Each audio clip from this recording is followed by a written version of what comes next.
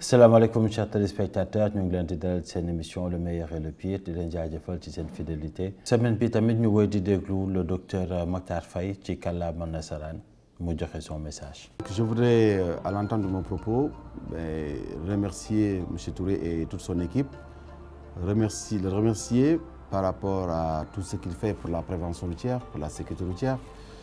Je pense qu'en fait, quand on parle de sécurité routière, de prévention routière, il y a trois choses auxquelles on devrait s'y conformer de manière rigoureuse.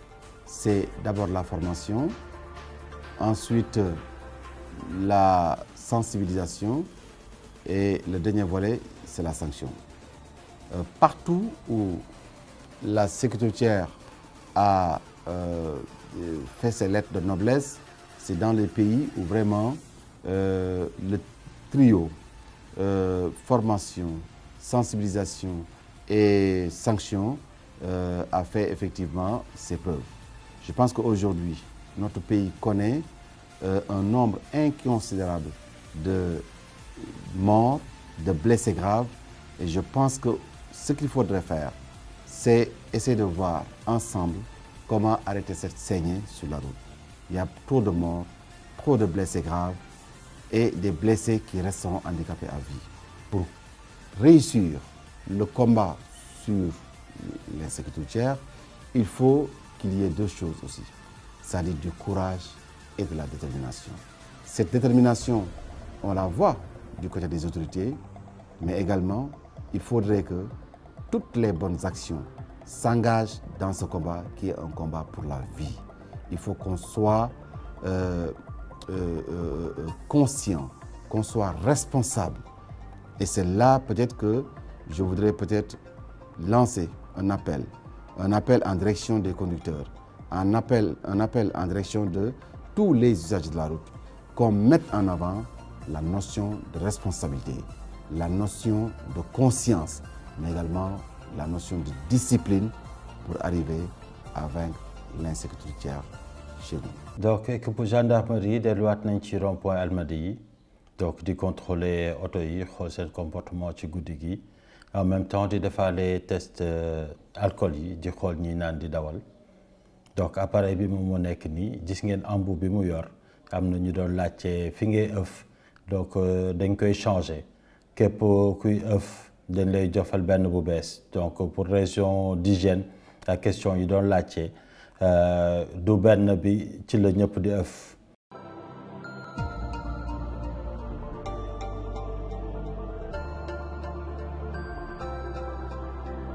Asalaamaaleykum ça va bien mu xool pièce oto bi s'il vous plaît.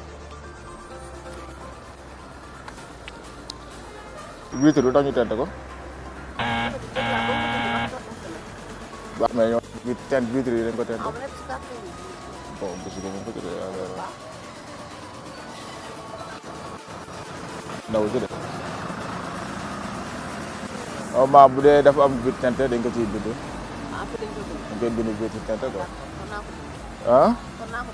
waaw da ngay seere bu baax. yooyu vous verbaliser pour ça. ok.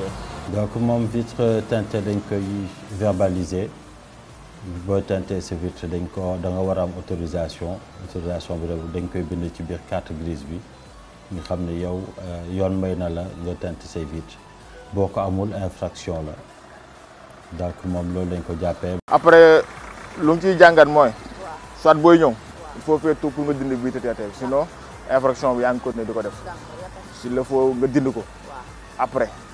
boo demee ba jox la autorisation ba nga defaraat ko ba ñu def vitre teintée après bu amee possible nga def ko mais il faut savoir que boo ñëw di jël si pièce bi il faudrait pas que vitre teintée bi mu existé waat ba léegi day mel da ngay continuer si infraction boobu noonu alors que bitu kii bi moo ñu cessé infraction boobu noonu c'est bon vous avez jusqu'à lundi pour nga ñëw LGI Mbao nga koy jël see inchallah c'est bon ok merci. donc voilà moom verbalisé nañ ko pour infraction bi mu def. ñu continuer di xool suñu comportement conducteur bi ci guddi gi Almadies bi.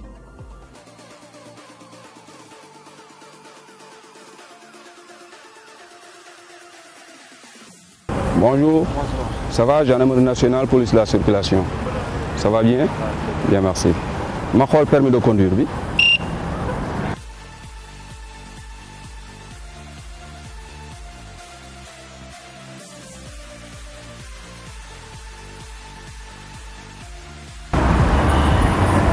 ma xool carte grise bi génneel ma ko.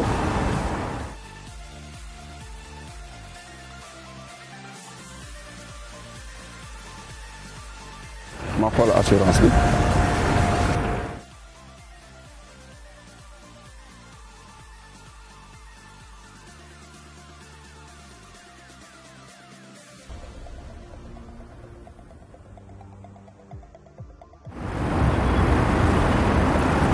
merci mën nga génn oto bi. voilà kii appareil la boo xamante ne day détecter ndax xam yow jël nga alcool ou pas. kii moom lañ lay jox après nga souffler ci donc dañ koy dugal fii jox la nga souffler mais boo koy souffler bul bàyyi da ngay continuer jusqu'à au moins 5 secondes di nga dégg mu defal la benn bruit nga arrêté tant que defu ko bul arrêté n'est-ce pas voilà. mais c'est juste pour voir. juste pour xam ndax xam yow jël nga alcool ou pas.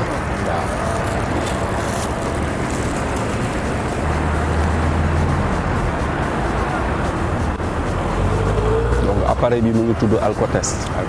alcotest waaw. j'espère que je suis pas la première personne à non vérifier là-dessus. non voilà donc mën nga souffler. voilà merci.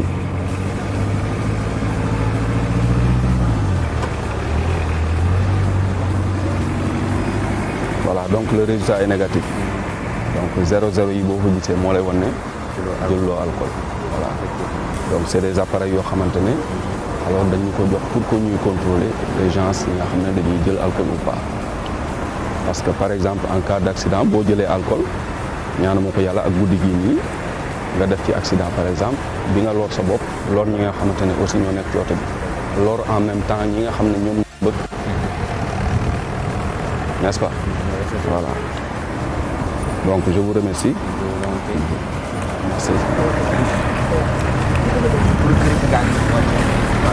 vérification. voiture c'est pas le cas. non c'est pas le cas voilà.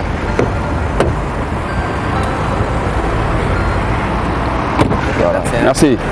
donc moom voilà contrôlé nañ ko defal nañ ko éthylot test bi soufflé na correctement testam c'est négatif donc naanul ses papiers sont en règle donc bàyyi nañ ko mu dem. donc ñu continuer toujours ak yéen ci contrôle yi. salaamaaleykum. sëñ bi nga def. yaa ngi si jàpp. mun naa xool pièce oto bi permis bi carte grise bi ak assurance.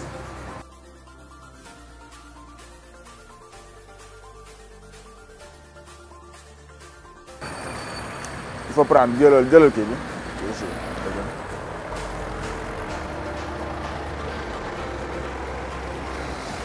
ana permis bi.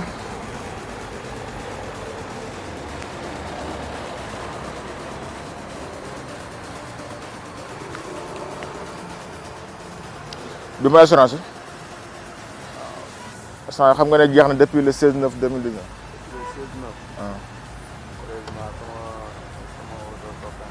16/9. du sa oto quoi. xam nga lu tax ma arrêté la brusquement. parce que dama gis ne bu nga ñëw taaloo sa lumière. munoo dawal guddi te doo taal sa lumière. waaw. de deux amoo assurance quoi. est-ce que mun naa la éviter nga wàcc oto bi.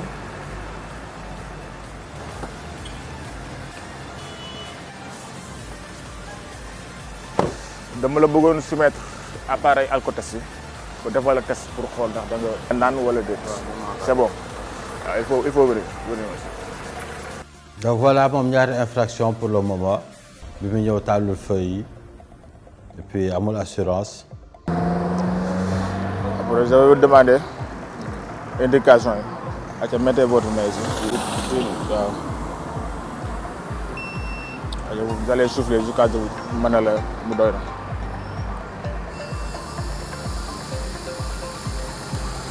c'est bon. c'est bon vous n'avez pas bu quoi. ok c'est bon.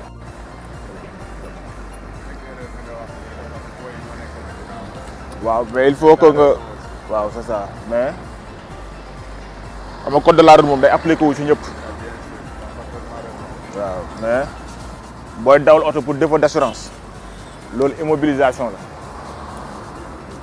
de ce fait oto bi dañ lay defal benn fiche boo xam ne dañ koy immobiliser oto bi défaut d'assurance képp ku koy dawalee immobilisation la dañ lay defal benn fiche pour immobilisation on va immobiliser le véhicule. parce que li ngay wax nii parce que man dama ñëwoon seen sa benn domaine bi nekk di liggéey Sonatel. waaw ba ma ñëwee sax man du ma ndaw parce que dama mooy génn tamit mooy génn ci vertu may naan quoi moo tax man du ma bëgg sax dawal. waaw moom moo ma jox photo moom moo tax dama ko kaa war a delloowaat sax après.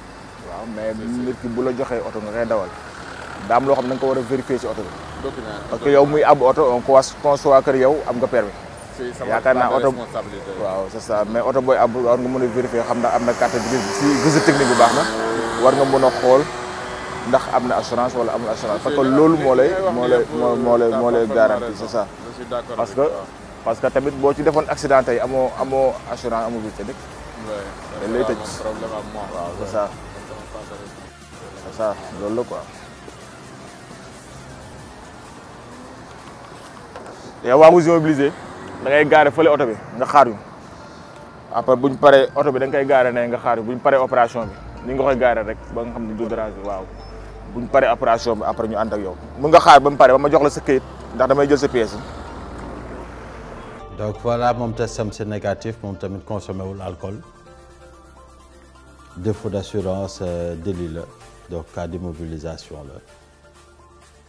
ñu continuer di xool comportement suñu conducteurs yi ci guddi gi. salaamaaleykum. maa ngi jàmm. xool pièce oto bi.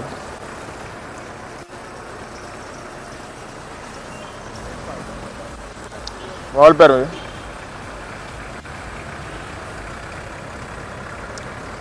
permis Guinée bi ngay dawalee fii ah.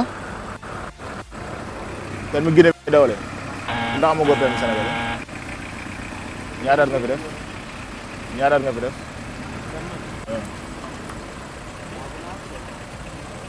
xam nga ne permis Sénégal bi amoo droit nga dawale permis guinéen bi si Sénégal ak doomu dana yi fi def. sa est-ce que déposé nga ko. ana kayit bi ñu la jox mu nga déposé ko. kañ nga ko déposé. fan yii laa ko déposé yàggul. moo la assurance oto bi. donc livré moo xool livré bi. sama permis bale bu génnee mooy ànd ak livré bi donc amoo livré quoi ah donc xam nga ne sa permis baaxul ah.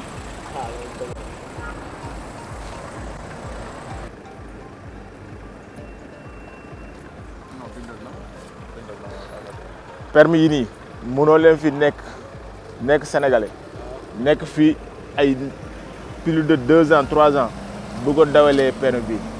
mais heure bii loolu dëgg la mais heure bii nii man maa ngi wut mais faragul.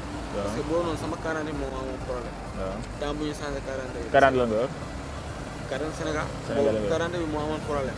ma dem di ko changé. waaw bu may changé ñu ne ma dafa am problème après changé nañ ma ko ba ma déposé kii bi permis bi. waaw mais permis génn bi. permis génn bi waaw mais maa ngi ci. waaw waa ji fan yii dama day génn mais poids lourd bi muy jënd transport su génnee nee nañ sama at bi moto bi. waaw parce que amaguma 25. waaw mais su fan yii rek lañ ma wax su boobu génn. waaw baax na en tout cas da nga def tout pour accélérer ko pour mu teel a génn. waaw loolu laa bëgg. waaw.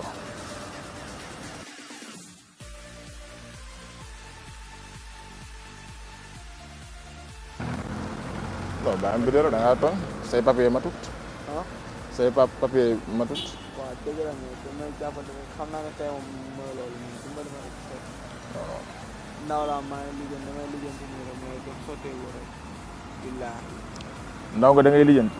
waaw léegi booy lijjanti léegi da ngay lijjanti loo xam ne papier matut. non du loolu de te maa ngi nii di leen tuddee billaahi waaw mais bi damay débrouiller rek fan yii dem waaj wax rek génn te lii nii xam naa ne moom man même xam naa ne lii moom du sotti maa ngi nii xam nga ne lii xam naa ne du sotti du sotti. waaw lan du sotti. non man li may liggéeyee quoi maanaam. du sotti. waaw nga pare nga bëgg ko liggéey. waaw il faut papier yi mot mais moo tax nag ma ne heure bii biñ la maa ngi koy liggéey wóor na yàlla. waaw mais matagul boo liggéey dara matagul. da ngay bàyyi ba mu mat parce que yaa ngi comprendre nga doogo nekk ci loolu sinon ay tolof da la ciy fekk parce que yaa ngi dégg parce que yaakaar naa ne foo romb war nga xalaat ne dañ la contrôler léegi yow bu ñu lay contrôler yow loo si la ngay jëfandikoo pour wax ne say papier mat na te say papier matul. loolu moom am da ngay fexe mat nit ki boo buggee lépp loo yëngatu nga am ci jàmm fexeel mat loolu mooy sa kaaraange waaw léegi ñun nag dañ lay jàppale pour suba yaakaar naa suba paree ci yow war nga mën a fexe def nooy xool nooy changer sa permis bi ak xool tamit nooy def ba am livret pour nga mën a doon taximan waaw ok. voilà donc permis guinéen bu fekkee gan nga da ngay def ci dëkk bi moins de 6 mois mun nga ko dawalee mais booy def lu ëpp 6 mois da nga war a changer sa permis def ko permis sénégalais. xam nga LG Mbao. waaw boo ñëwee foofu da ngay laaj circulation foofu nga koy jëlee baax na aja. voilà chers téléspectateurs di leen indi semaine bi nit ñi gën a bàyyi seen xel ci seen comportement ci kaw tali bi muy guddi buy bëccëg comportement bi benn la war a doon ànd ak civisme jéem a fexe say këyit mët di ngay dawal nga teg ko ci yoon ndax ñu gën a mën a éviter accident yi ñu ngi leen di jaajëfal di leen jox rendez-vous semaine prochaine pour un autre numéro.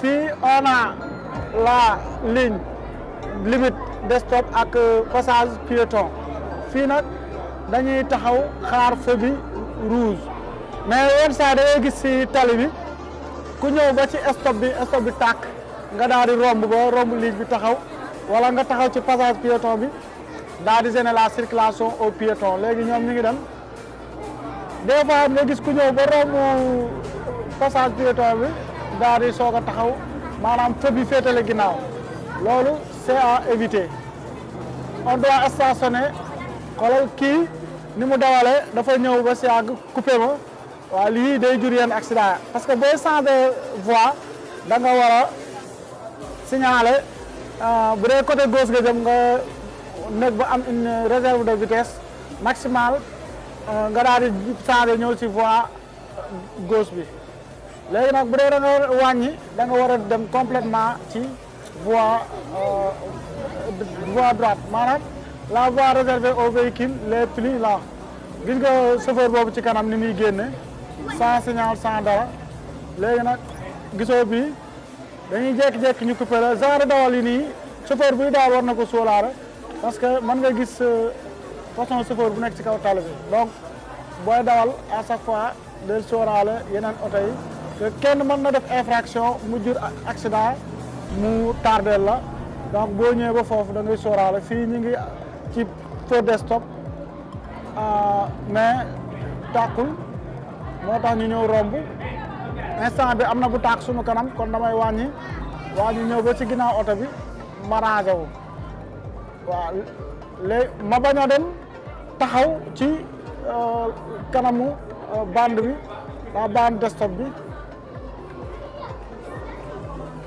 léegi ñu ngi xaar pour feu bi rouge ci kaw nag am nañ des panneaux indication de direction bi ñuy wane ni mën nga jàdd vers la gauche boobaa ligne bi nekk complètement à droite nga war a jël pour intersection bi nekk devant nga jàdd bu dee nag da nga war a continuer ya nga jël yeneen ñaari